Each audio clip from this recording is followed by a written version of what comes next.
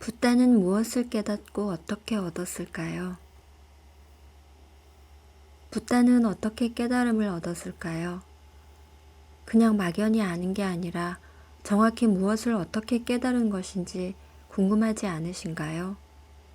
보통 붓다는 시다르타 태자 시절 출가해서 여러 수행과 고행을 하다가 마지막에는 고행을 포기하고 우유죽을 먹은 후 홀로 명상하는 중에 샛별을 보고 깨쳤다라고 알고 있습니다. 그냥 이렇게 상황을 서술해 놓고 보면 대체 뭐가 뭔지 잘 알 수가 없습니다. 그래서 잠시 붓다의 깨달음에 관해서 이야기해 보려고 합니다. 저에게 의식의 변화가 일어난 뒤에 여러 스승에 대해 궁금해졌습니다. 나의 경험은 이러했는데 다른 분들은 어땠을까 하며 알고 싶어진 것이지요. 그래서 몇몇 분들의 삶의 과정에 대한 자료를 찾아보기도 하고 새롭게 얻은 시각으로 그분들의 삶을 살펴보기도 했습니다. 그 중에서 붓다의 깨달음의 과정에 관해서도 관심 있게 보게 되었고 그 내용을 여러분과 함께 공유해 보려고 합니다. 불교에는 수많은 경전과 논서가 있지만 그런 것을 다 떠나서 붓다가 실제 어떻게 공부했는지에 대한 기록과 깨달음의 순간에 말씀하신 내용만을 가지고 제가 이해하는 바를 말씀드리려고 합니다. 영화의 주인공을 따라가 보듯이 고타마 시다르타라는 주인공의 여정을 상상으로 따라가면서 재미있게 들어주시면 좋겠습니다. 붓다 당시에는 사문이라는 수행자 집단이 있었습니다. 지금의 인도와 네팔 지역에 해당하는 당시의 지역에는 대부분의 사람들이 제사를 지내는 브라만교를 믿고 있었습니다. 그런데 이런 브라만교를 따르지 않고 출가해서 수행을 통해서 깨달음을 얻겠다는 사람들이 있었는데 이들을 사문이라고 불렀습니다. 당시 사문들 사이에서는 크게 두 가지 수행법이 유행하였습니다. 하나는 앞에서 언급한 선정을 닦는 수행이었고 또 하나는 고행이었습니다. 붓다도 출가 후 사문이 된 것입니다. 그리고 가장 먼저 선정을 개발하는 수행을 하게 됩니다.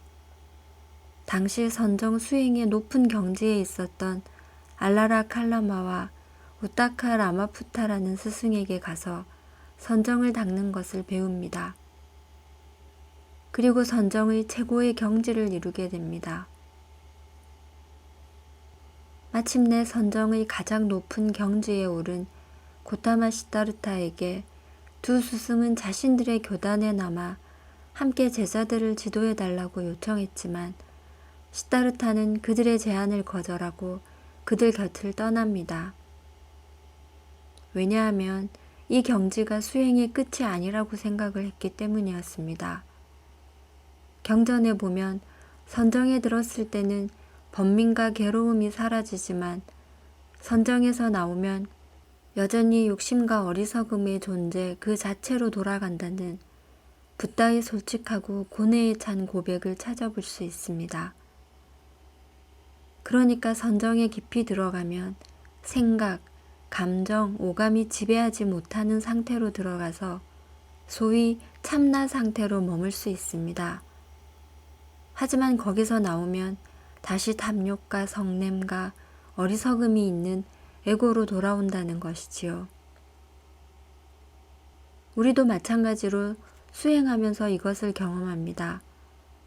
수행 중에 짧게라도 선정에 들어가면 생각이 없고 나의 몸, 마음이 느껴지지 않는 그런 상태를 경험하게 됩니다.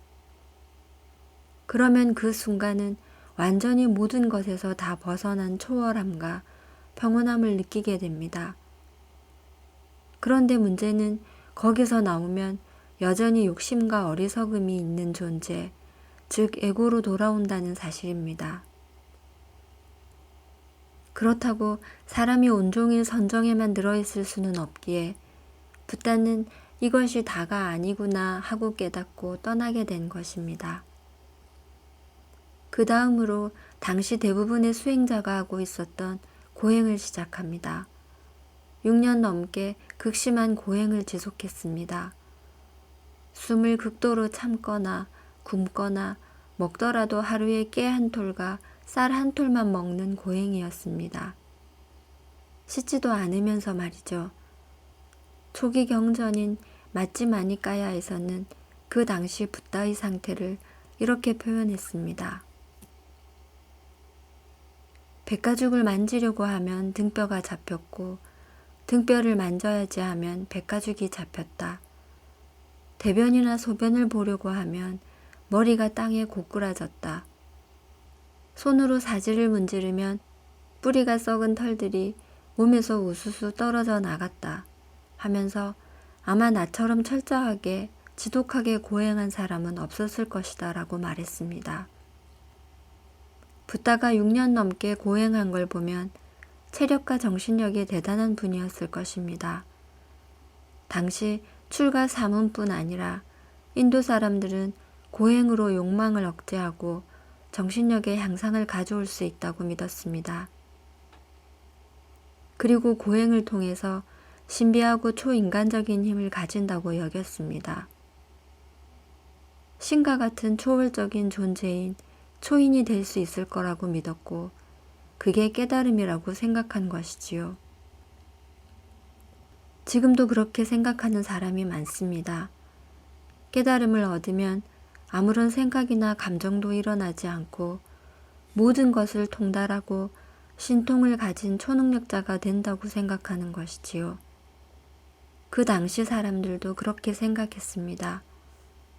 몸을 학대하는 극심한 고행을 하면 욕망이 소멸할 것이라고 믿었습니다. 그래서 배가 고파도 먹지 않고 더위와 추위를 견디는 수행을 했습니다. 어느 순간 배고픔이나 추위를 느끼지 않는 욕망이 사라진 존재가 될 수 있다고 생각했던 것입니다. 붓다도 그렇게 하면 깨달음을 얻을 수 있을지도 모른다고 생각하고 고행에 몰두한 것입니다. 그런데 극한의 고행을 6년을 하고 포기합니다. 붓다는 왜 고행을 버렸던 것일까요? 답은 아주 간단합니다. 너무 괴로웠기 때문입니다. 고행을 통해서 초인간적인 존재가 되려고 했지만 아무리 고행해도 욕망은 제거되지 않는다는 것을 알게 된 것입니다. 아무리 굶어도 여전히 배가 고프고 몸을 극한으로 몰아칠수록 더 아프기만 하다는 것을 확인하면서 괴로워서 못할 정도가 된 것이지요. 욕망에서 벗어나기는커녕 더 하다가는 죽는 것밖에는 남지 않았다는 것을 알게 된 것입니다. 이 길이 아니구나. 이 길은 고통스럽기만 할 뿐이구나. 그래서 내려놓은 것입니다. 붓다는 세속적인 욕망과 쾌락에 대한 집착은 진작 버렸습니다. 왕자의 지위와 부와 명예, 가족에 대한 집착까지 다 버렸으니까요. 일반 사람들에게는 세속적인 욕망을 버리는 것 자체가 쉽지 않습니다. 이러한 욕망에 집착하는 사람들이 훨씬 많지요. 하지만 세속적 욕망이 아니라 깨달음에 대한 집착도 있습니다. 깨달음을 얻어야겠다. 내가 깨달음을 성취해야겠다. 에고를 완전히 없애야겠다라는 또 다른 집착이 있었기 때문에 고행으로 깨달음을 얻을 수가 없었던 것입니다. 그러면 붓다는 어떻게 깨달음을 얻은 걸까요? 고행을 내려놓음으로써 깨달음을 얻었습니다. 그것을 내려놓기까지 6년이 걸렸습니다. 말은 쉬운 것 같지만 내려놓기가 쉽지 않았던 것이지요. 깨달음을 꼭 얻어야겠다. 욕망을 완전히 제거해야겠다라는 집착을 제외하고는 다 버렸지만 마지막 집착을 내려놓았을 때야 비로소 깨달음의 길로 들어선 것입니다. 내가 이루겠다. 에고를 제거하겠다라는 집착을 내려놓으니까 에고가 뒤로 물러나고 근본 성품인 참나가 드러난 것입니다. 의식의 상태가 완전히 바뀌게 된 것이지요. 붓다가 고행을 버린 순간 집착을 내려놓았으며 깨달음을 이루었습니다. 깨달음을 얻기 위해서는 누구나 이 과정을 거치게 됩니다. 여기에서 한 가지 놓치지 말고 보아야 할 부분은 깨달음을 얻은 그때 분명히 의식의 변화와 함께 평온과 기쁨, 행복을 느꼈다는 사실입니다. 그 둘은 세트라서 꼭 함께 다닙니다. 참나 상태에 들어갔으니 본래의 성품인 평온과 만족감, 행복감을 느꼈을 것입니다. 붓다가 고행을 포기하고 어린 시절 농경제 때의 기억을 돌이킨 부분이 중요한 포인트입니다. 어렸을 때 아버지와 함께 참여했던 농경제에서 잠시 선정에 들었던 적이 있는데 그때 느꼈던 행복감에 대한 기억이 떠올랐습니다. 왜 갑자기 그것이 기억이 났을까요? 붓다가 깨달은 순간에 본성의 상태인 순수한 행복감과 만족감을 경험하게 되었기 때문입니다. 이 느낌이 처음이 아니라 언젠가 느껴봤던 것이라는 사실을 기억한 것이죠. 이걸 내가 언제 느껴봤더라? 이거 예전에 경험했던 것인데 했을 때 농경제 때의 기억이 떠올랐던 거예요. 그 기억은 붓다가 어린 시절 자신의 아버지인 정반환과 함께 농경제에 참석했을 때 일이었습니다. 바종하는 축제인 농경제에 아버지를 따라갔던 어린 시다르타 태자는 이모들이 잠시 축제에 정신이 팔린 사이 혼자 남게 됩니다. 그는 혼자 나무 그늘에 앉아서 명상에 들었는데 그때 선정을 통한 행복을 체험하게 됩니다. 태자로서 많은 교육을 받았으며 그 중에 명상법도 있었을 것입니다. 과거 농경제에서 경험한 고요함과 행복감은 그 이후 고행을 포기하고 시작한 명상에서 느낀 체험과 유사했습니다. 그러면 고행하면서 했던 명상으로는 왜 깨달음을 얻을 수 없었을까요? 농경제 당시 어린 시다르타 왕자에게는 세속적인 집착뿐 아니라 깨달음을 얻어야겠다라는 집착도 없었습니다. 어떤 바람이 없는 지금의 만족함 자체였던 것이지요.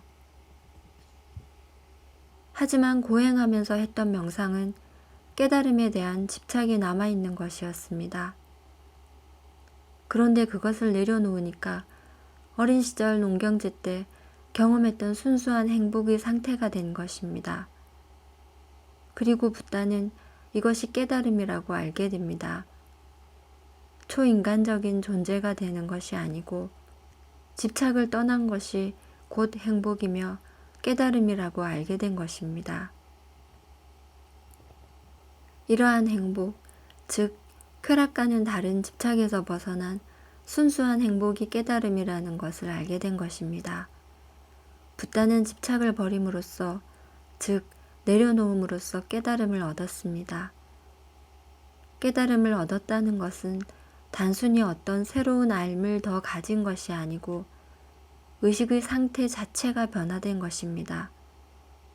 의식의 변성이 일어난 것입니다. 참나 의식으로의 전환이 일어난 것이지요. 그것은 어떤 것에도 집착하지 않는 초월의 의식 상태를 말합니다. 붓다가 깨달음을 얻은 방법은 내려놓음이었습니다. 내려놓음은 괴로움에서 벗어나서 최상의 행복에 이르는 비결입니다.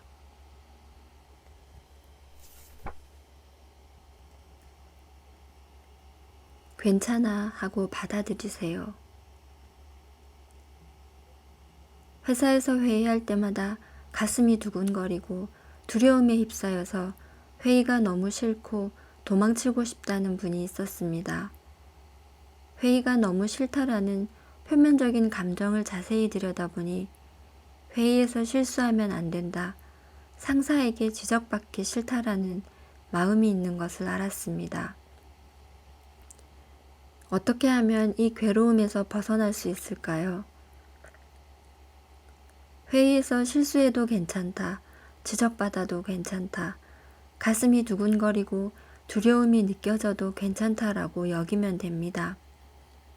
가슴이 두근거리고 두려움이 느껴지면 안 돼, 싫어 라는 생각을 내려놓는 겁니다. 그것을 뒤집어서 가슴이 두근거리고 두려움이 느껴져도 괜찮아. 힘들겠지만 조금 지나면 또 사라질 거야 라고 말해주는 것입니다. 그 두근거림이나 두려움은 계속 거기에 있지 않습니다. 시간이 지나면 사라집니다. 잠깐의 순간도 그런 감정을 느끼는 것이 싫다는 마음만 내려놓으면 됩니다. 지금 잠깐 좀 힘들어도 괜찮아 라고 하는 거죠. 제가 중학교 때 숙제를 못해가서 걱정하고 있으면 옆에서 야 괜찮아 잠깐 몸으로 때우면 돼 라고 하는 쿨한 친구가 있었습니다. 그렇게 하는 거예요. 그러면 애고가 조용해지고 힘도 약해집니다. 두근거림과 두려움의 에너지가 약해지고 강도가 줄어듭니다. 반면에 반발할수록 그 강도는 세어집니다. 어째서 그럴까요? 가슴이 두근거리고 두려움이 느껴지면 안 돼 라고 하는 것은 현실을 부정하는 것입니다. 지금 나의 현실을 온몸으로 부정하고 있는 것이지요. 내가 마음으로 현실을 부정하면 현실이 바뀌지 않을까 하는 무의식과 무지 때문입니다. 나도 부모님도 조상들도 인류도 모두 그런 방식으로 살아왔습니다. 현존에서 벗어나서 현실과는 다른 자신이 만들어 놓은 머릿속 가상의 세계로 도망가려고 합니다. 그 순간 현존에서 벗어나고 괴로움이 시작됩니다. 에고와 같은 편이 되어 현실과 다투고 있으면 나는 링 위에서 계속 펀치를 맞고 있는 셈이 됩니다. 세상에서도 성공하려면 줄을 잘 서야 한다는 말이 있지요. 우리는 에고가 아니라 현실한테 줄을 서야 합니다. 현실, 즉 삶과 한 편을 먹어야 삶이 나를 도울 수가 있습니다. 내가 삶으로부터 떨어져 나가서 가상의 세계인 머릿속의 세상으로 자꾸 달아나려고 하면 삶이 나를 도울 수가 없습니다. 몸이 아플 때도 마찬가지입니다. 몸에 통증이 있는데 통증이 있으면 안 돼라는 마음이 있으면 통증이 생기기도 전에 통증이 있을까봐 항상 불안하고 전전긍긍할 수밖에 없습니다. 통증이 있을 때 통증이 있어도 괜찮아, 아파도 괜찮아 하고 확 현실을 끌어안아 버리세요. 온전히 받아들이는 겁니다. 경험이 없는 분들은 이해하기 어려울 수 있지만 현재 이 상황을 겪고 있는 분이라면 무슨 말인지 이해하실 것입니다. 내가 그것을 확 받아들이고 끌어안는 순간 나는 평온해집니다. 두려움에서 벗어나고 통증도 줄어듭니다. 에고가 조용해지고 생각이 사라졌을 때 그곳에 있는 평온함을 알아차려 보세요. 통증이 있으면 안 돼라는 생각이 사라졌을 때 나는 어떤가요? 그 순간 나는 괜찮을 수 있습니다. 자신이 괜찮다는 것을 아는 내면의 마음자리를 찾을 수 있나요? 그 자리를 꼭 기억해 두세요. 삶과 같은 편에 서는 연습을 계속해야 합니다. 현실이 어떤 모습이든 그것과 분리되지 않고 하나가 되는 연습을 해야 합니다. 그러면 삶이 나를 도와주기 시작하고 나는 삶이라는 순풍에 돛을 달고 항해를 시작할 수 있습니다. 그렇다고 아무것도 하지 말라는 것이 아닙니다. 지금 내 앞에 있는 현실, 바꿀 수 없는 현실을 마음으로 인정하고 받아들이라는 것이지요. 에고가 조용해지면 삶의 지혜와 인도를 받을 수가 있습니다. 에고가 시끄러우면 지혜의 소리를 들을 수가 없지요. 애고가 조용해지고 내가 삶의 편에 섰을 때 그 자리에서 내가 할 수 있는 최선의 것을 결정하고 행동하면 됩니다. 애고는 틈만 나면 나를 낚으려고 할 것입니다. 너는 회의에서 또 실수할 거고 사람들은 너를 비난할 거야. 너는 계속 통증을 겪게 될 거고 병은 재발할 거야. 라고 속삭여서 삶의 편에 있는 나를 끌어내려고 안간힘을 쓸 것입니다. 그때 나에게는 괜찮아 라는 무기가 있습니다. 그래도 괜찮아. 네 말대로 상황이 나빠져도 괜찮아. 하지만 그건 생각일 뿐이고 사실은 아니니 믿지는 않을래. 라고 하면 됩니다. 현실이 아무리 내 마음에 들지 않아도 그것을 마음속으로 받아들이는 것. 그래서 애고가 아니라 삶과 같은 편이 되는 것. 그리고 삶에 도움을 받는 것이 받아들임이고 내맡김입니다.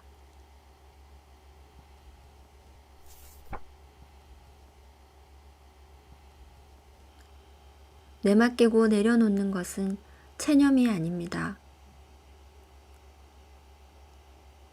사람들에게 집착을 내려놓고 좋고 싫음을 내려놓으세요. 내맡기세요 라고 하면 그건 체념 아닌가요? 라는 반문을 하기도 합니다. 체념은 될 대로 되라이고 내맡김은 나보다 더 지혜로운 삶에게 맡길 때 모든 것이 더 나을 것이라는 믿음과 희망입니다. 체념은 어차피 안 되는 거 뭐, 난 틀렸어 라는 포기입니다. 내맡김은 삶이 나를 더 잘 이끌 것이라는 신뢰입니다. 내려놓음이 힘든 첫 번째 이유는 우리가 현실을 존중하지 않기 때문입니다. 내 마음에 들지 않는 현실이 눈앞에 펼쳐질 때 마음은 계속 불편하고 짜증이 납니다. 눈앞에 있는 현실을 보고 싶지 않고 그것이 빨리 지나가거나 없어지기를 바라면서 빨리 그것이 내가 원하는 모습으로 바뀌기만을 바라는 것이지요. 이것은 스스로 고통 속으로 뚜벅뚜벅 걸어 들어가는 것입니다. 우리가 지금 받아들이기 싫어하는 눈앞의 현실들, 이것만 빨리 해결됐으면, 이것만 없어졌으면, 저 사람만 안 봤으면 하는 것들을 먼저 존중해 보세요. 내가 마음속으로 밀어내고 있는 것들을 부정하는 것을 멈추고 있는 그대로 받아들이는 것입니다. 그것들은 삶이 내게 준 것들입니다. 우리가 믿는 하나님, 부처님, 참나가 지금 이 순간에 나에게 보내준 것들입니다. 내 눈앞의 현실을 먼저 겸허하게 받아들이면 좋겠습니다. 내가 좋아하든 싫어하든 그 현실이 지금 이 자리에 있는 것은 그것이 가진 권리입니다.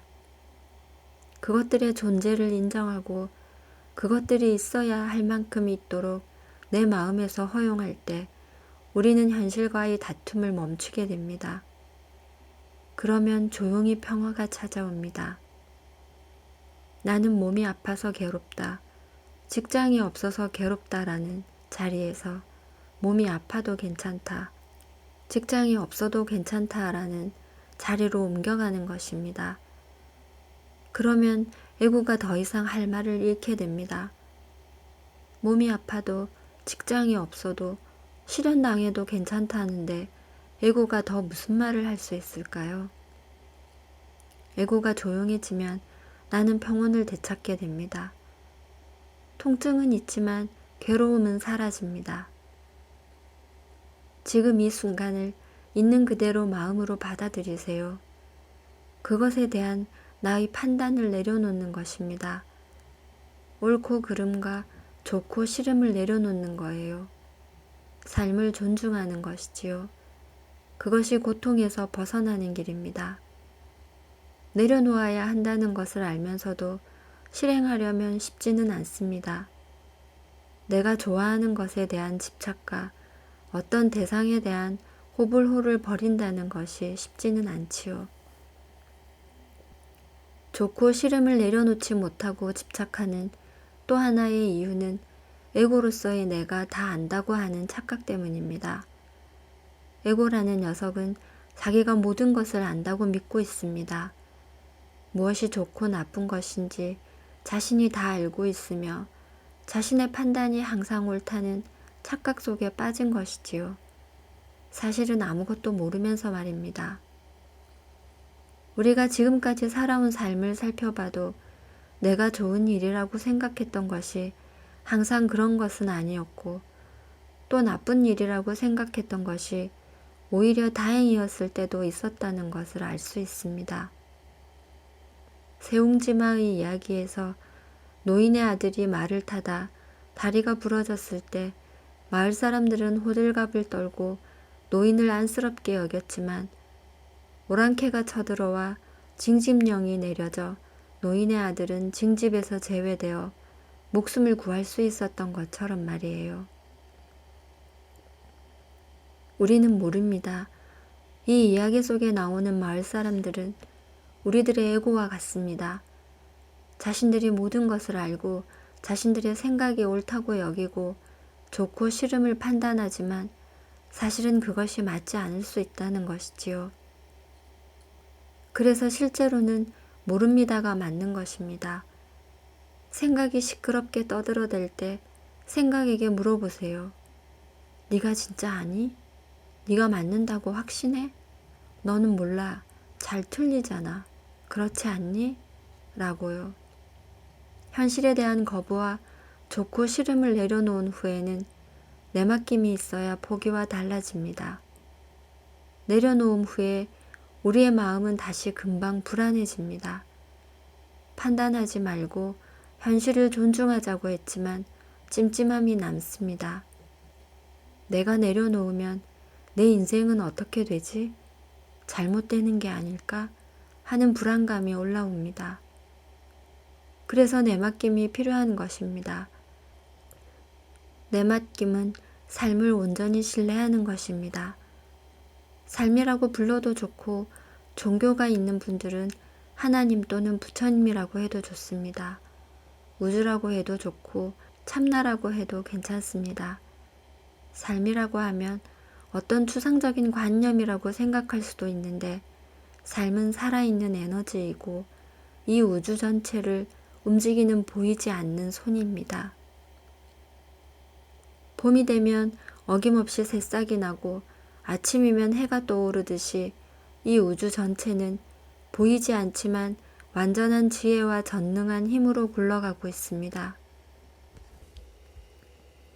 모든 것의 근원이며 살아있는 지혜와 에너지인 삶에게 모든 것을 맡기는 것입니다.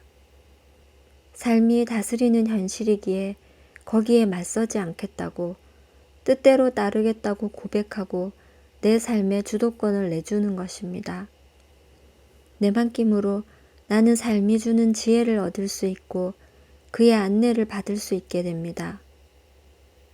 내려놓고 내맡길 때 에고는 조용해집니다. 존재로서 고요하기 시작하면 삶이 나를 어디로 인도하는지를 더 잘 알 수 있습니다.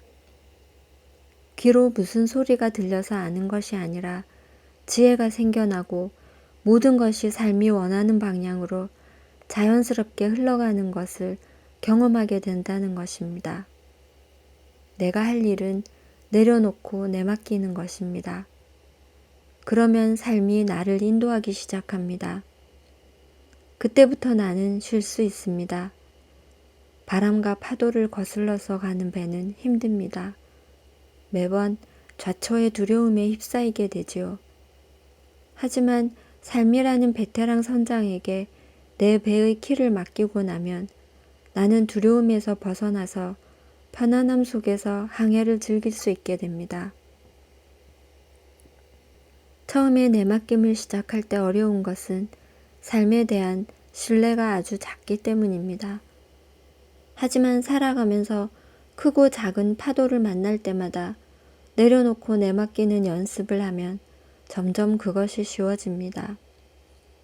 해보니까 되고 그것이 훨씬 현명한 방법이라는 것을 체득하게 되기 때문이지요. 우리가 처음 보는 친구를 신뢰하는 것은 어렵지만 오랫동안 교제하다 보면 그 친구에 대한 신뢰가 점점 쌓이고 깊어지는 것과 같습니다. 처음에는 용기를 내어서 시도해 보아야 합니다. 제가 예상치 못한 감당하기 힘든 문제에 부딪혔을 때 내가 다 안다고 생각하고 내 인생은 이제 끝났고 희망이 없다고 판단했습니다. 그리고 고통에서 허우적거리면서 익사하기 직전까지 갔습니다. 그때 나를 건져낸 것은 삶이었습니다. 삶은 내 생각과 달리 내 인생이 절망적이거나 끝났다고 생각하지 않았고 오히려 나를 위한 귀중한 선물을 준비하고 있었습니다. 그때 비로소 내가 혼자가 아니구나 라는 것과 내가 하는 것보다 삶이 하도록 두는 것이 훨씬 낫다라는 것을 알게 되었습니다. 그 다음부터는 모든 것을 삶에게 맡기기 시작했습니다. 에고가 여전히 시끄럽게 떠들 때가 있지만 그것은 철없는 에고의 생각일 뿐이고 나는 그 무엇보다 지혜롭고 자비로운 삶에게 나를 맡깁니다. 그러면 마음의 평화가 찾아오고 두려움이나 걱정, 근심에서 벗어나게 됩니다. 걱정이나 근심에서 벗어날 뿐만 아니라 내가 하는 것보다 삶이 하는 것이 훨씬 좋은 결과를 가져온다는 것을 여러 경험을 통해 알게 되었습니다. 받아들임과 내려놓음은 내맡김이 있을 때 완성됩니다.